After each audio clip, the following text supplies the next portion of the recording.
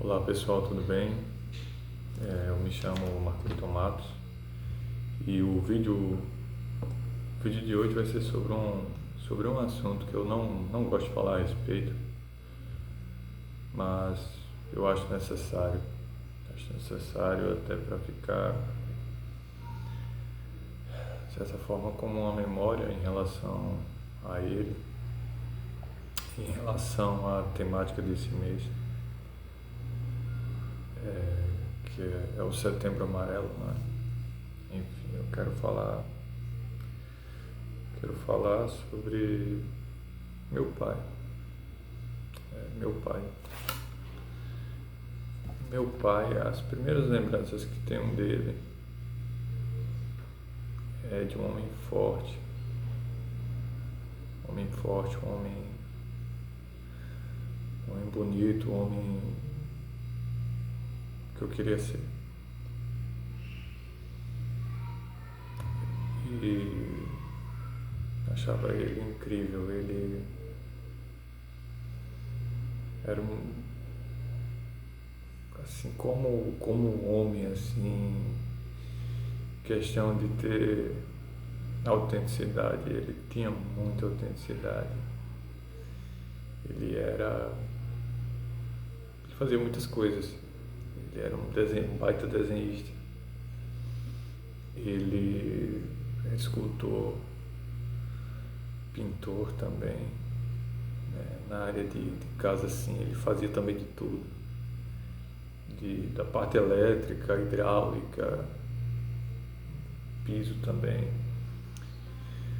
Já em relação à personalidade dele, ele era um homem muito reservado, muito discreto, era um homem solitário que ao mesmo tempo tinha um certo medo de ficar só.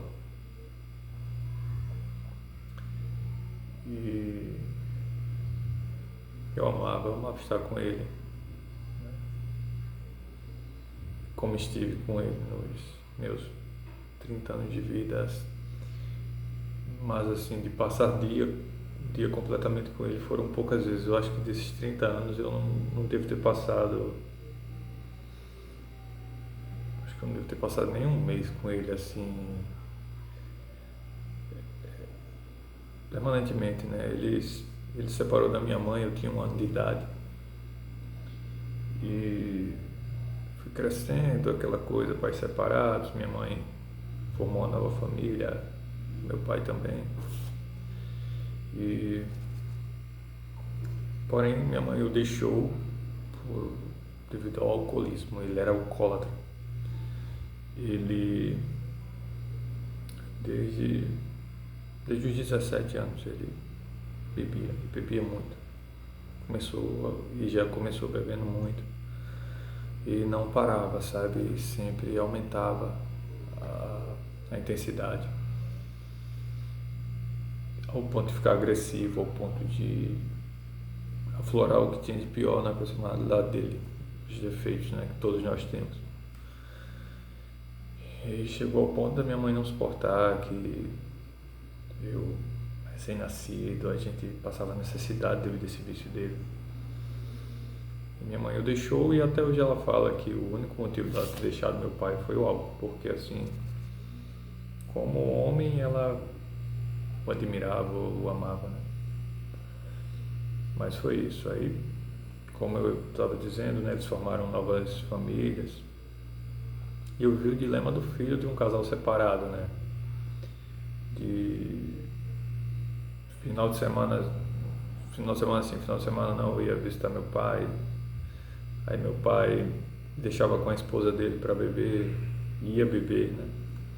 A esposa dele, nova na época, ficava meio um pouco frustrada com isso, e de fato era frustrante, porque ele vivia apenas em prol do vício, gente. E é uma coisa que é pouco falada, é muito romantizado o alcoolismo em músicas, sendo que o alcoolismo ele é responsável por 25% dos suicídios, né? Aliás, 25% dos alcoólatras cometem suicídio. Segundo a estatística, a partir de 10% já é um número considerável, que virá 25%, né? nada é feito a respeito, assim, nenhuma campanha séria é feita a respeito. Leis que, de certa forma, reprimissem um pouco a romantização da bebida alcoólica, né? Que é tão prejudicial, é prejudicial como tantas outras drogas, mas infelizmente é legalizado. Enfim, e nisso ele foi vivendo, foram se passando os anos, ele foi vivendo em prol do álcool, né? Em prol da bebida. A mulher dele suportou tantas coisas, gente. E até hoje eu a admiro. Tínhamos problemas devido, mas a raiz desses problemas era isso, era a questão do meu pai não estar ali presente, sabe? E nós dois não sabíamos lidar com isso. Tanto que fizemos as pazes há uns 2 anos e, graças a Deus, estivemos juntos nesse momento tão difícil, né, pessoal? E foi isso foi nisso. Meu pai era uma pessoa que ele tinha muito medo da morte. E era uma pessoa muito boêmia, muito festeiro, muito vaidoso também. E era uma pessoa, ele tinha tanto medo da morte que ele não ia ao hospital. Ele dizia que se ele fosse ao hospital, ele iria contrair uma doença que o mataria. E é isso. Daí ele se entregou ao álcool ao ponto de não se importar mais comigo, não se importar mais com nada, nem com a esposa, nem com meus irmãos, nada. E isso causa consequências a longo prazo, escolhas, né, pessoal? A esposa, ele se tornou muito agressivo com a esposa teve que se resguardar, mas ao mesmo tempo ela tentava equilibrar, cuidar dele e se proteger. E ele não aceitava o término. E devido ao álcool, né? Sabe, gente, eu acho que todo mundo que tem um alcoólatra na família, quando, mesmo que você sinta no momento assim, eu não acredito mais fulano vai deixar de beber, eu não acredito mais que essa pessoa vai superar tal vício, você tem sim uma gota de esperança lá dentro de você, porque eu descobri isso quando ele partiu.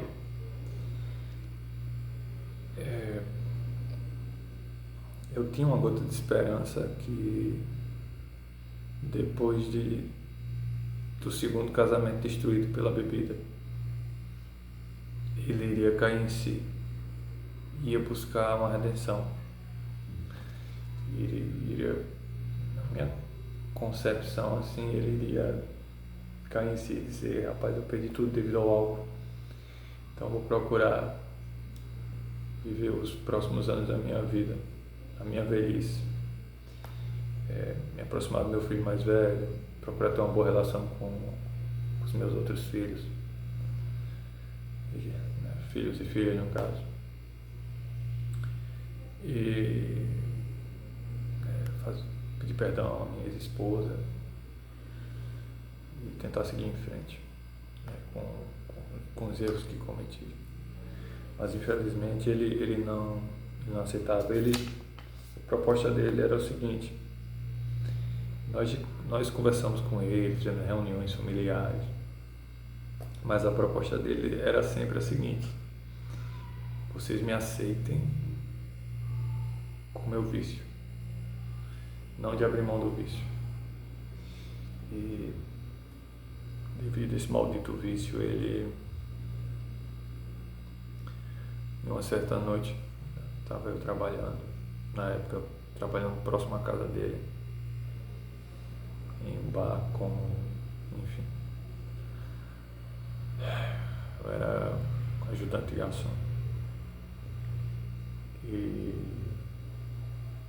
no final daquele dia, já naqueles meses estavam turbulentos, ele estava muito violento. Eu passei 30 anos da minha vida evitando discutir com ele, embora ele tivesse muitas atitudes que vão contra tudo aquilo que eu acredito. Mas eu evitava porque ele era uma pessoa que, para deixar de falar com você pro resto da vida, era a coisa mais fácil do mundo. E eu não queria isso pelo que eu sentia por ele. Mas eu não aguentei, né? E ele deu o primeiro sinal, né? Que ele premeditou, né? Premeditou e agiu conforme a premeditação na frente da minha irmã mais nova. E foi muito difícil para mim. Na época eu não vi isso como um sinal. Achei que era alguma cena, alguma coisa para causar uma certa pena, para que a mulher dele voltasse para ele, né? E eu não compreendi isso. E eu cheguei nele, pedi que ele não fizesse, e principalmente minha irmã, o que foi um gatilho de mim, minha irmã ficou em choque. Eu discuti tudo que eu não discuti por uma vida, naquele momento eu discuti com ele. Disse umas verdades necessárias. Porém, ele calou-se. Ele não revidou. E nisso continuou bebendo, ia lá, às vezes destratava o pessoal, né? A sogra, as cunhadas. E o álcool, né? O álcool, pessoa que vive em prol de qualquer vício, cercada por pessoas que estão no mesmo barco, não vai amadurecer. Ninguém amadurece na mesa de um bar, a não ser o dono do bar, claro. Se ele envelhecer exercendo a função, mas de resto, talvez nem ele.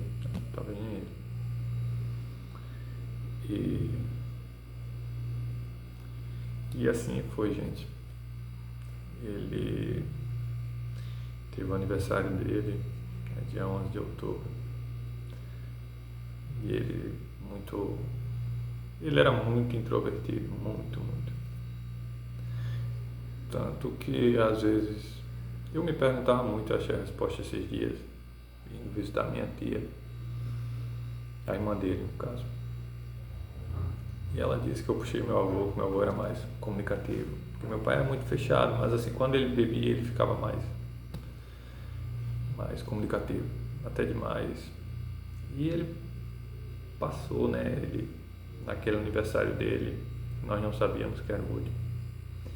Ele passava uma alegria imensa, né? Principalmente quando era a data de aniversário, para ele era um dia realmente especial, né?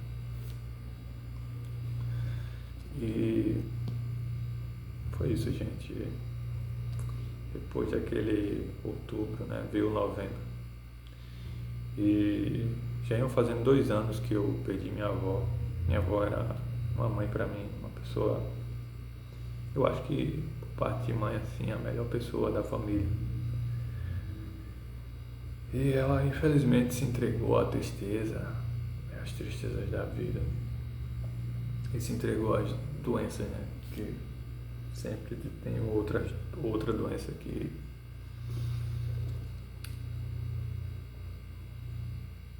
se aproveita, né, da sua fragilidade. Mas eu sempre estava perto dela, sempre aconselhava. Ela, enfim, ela morreu de algo que hoje eu fico horrorizado, sinceramente, porque hoje nós não podemos dizer que uma doença é doença.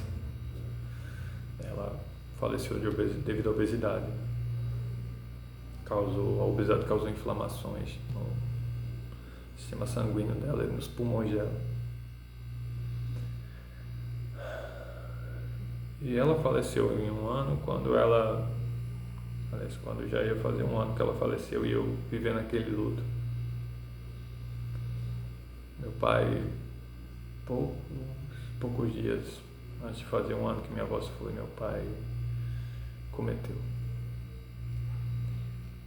Eu recebi a notícia, eu estava acabando de sair do trabalho.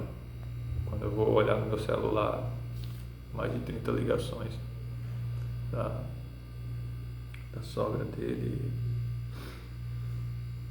e da cunhada também. Eu pensei que tinha acontecido uma tragédia porque ele vinha ameaçando muito a ex-esposa. Mas aí eu recebi a notícia, né?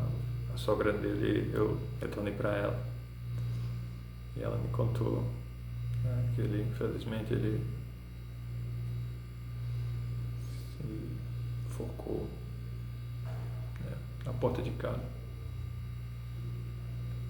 E as primeiras a verem a cena foram minhas irmãs, né? Elas tinham ido, meu irmão estava trabalhando e elas tinham ido com a tia, com a mãe também, para a marcha, né, a marcha para Jesus. Nesse dia até a própria mãe delas não queria ir, mas sentiu de ir, sabe? Foi um livramento grande, porque acredito eu que seria uma tragédia maior. Mas enfim, né, gente? Tá aí, pronto. Depois eu fiquei sem acreditar. Fui pra lá o mais rápido que pude. Tava perto, né? De certa forma foi até melhor estar perto. Chegando lá eu via tudo aquilo e eu não queria acreditar. Não queria acreditar.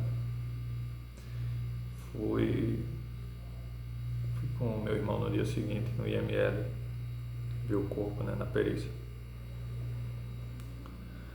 E mesmo assim foi a pior cena que eu vi na minha vida. Eu nunca, nem nos meus piores pesadelos, eu nunca ia imaginar ver meu pai naquele estado. E fomos, né? Logo após seguiu-se o enterro. E, gente, depois da morte dele, eu acho que algumas pessoas até perceberam. Eu tem um tempo aqui no canal, não tinha mais cabeça, não tinha mais energia para isso. Eu entendi da forma mais dolorosa o significado da palavra resiliência. Tirei um ano para focar o máximo na minha vida, sem deixar de viver o luto, porém tentar lidar com a dor da melhor forma possível, porque você perder alguém dessa forma é terrível. É algo assim que você não consegue aceitar, sabe? É algo que marca a vida da gente. A gente fica com aquela sensação que poderíamos ter feito alguma coisa. Mas é isso, gente. Se atente aos sinais, né? Eu achei que era drama e não foi. Porém você também que está passando por alguma depressão, por uma fase terrível da sua vida, pensamentos de morte te rodeiam, te atormentam. Você precisa de ajuda.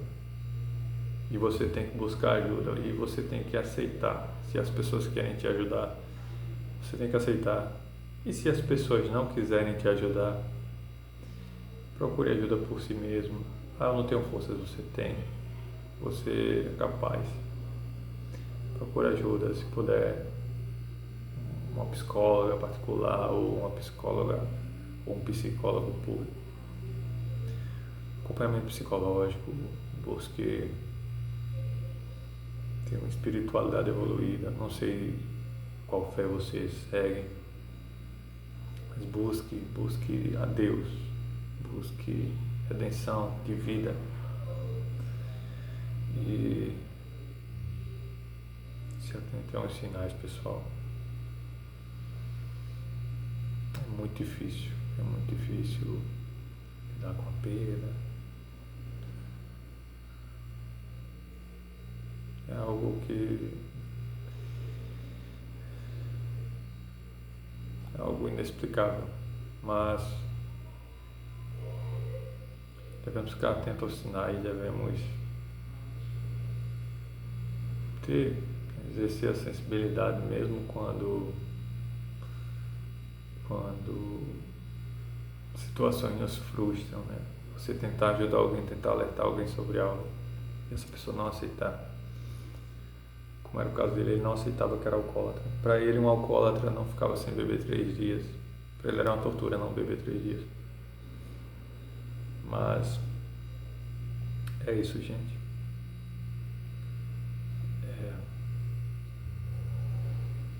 Essa é a história de um homem.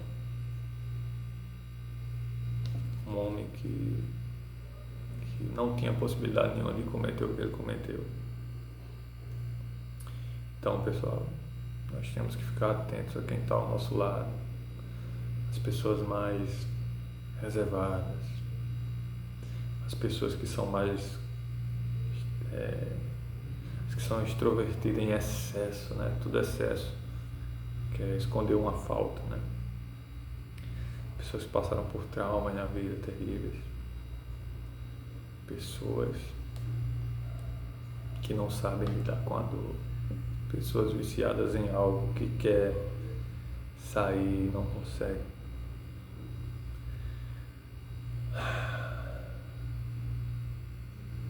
Oremos por essas pessoas e procuremos ser humanos com elas. Abraçá-las, acolhê-las. Nós temos muitas vezes transtornando até algo cultural e isso é muito ruim. Ao invés de remediarmos o doente, às vezes nós puxamos a orelha dele, quando na verdade nenhum bom médico faria isso. Primeiro nós devemos remediar, depois de remediado é que nós devemos chamar a atenção. Então, gente, é isso que eu quero deixar aqui para vocês. Eu acho que esse vídeo é algo necessário, né? Necessário que nós não julguemos ninguém por vista, né? Ao ponto de achar que fulano não está fazendo cena, fulano não vai fazer isso.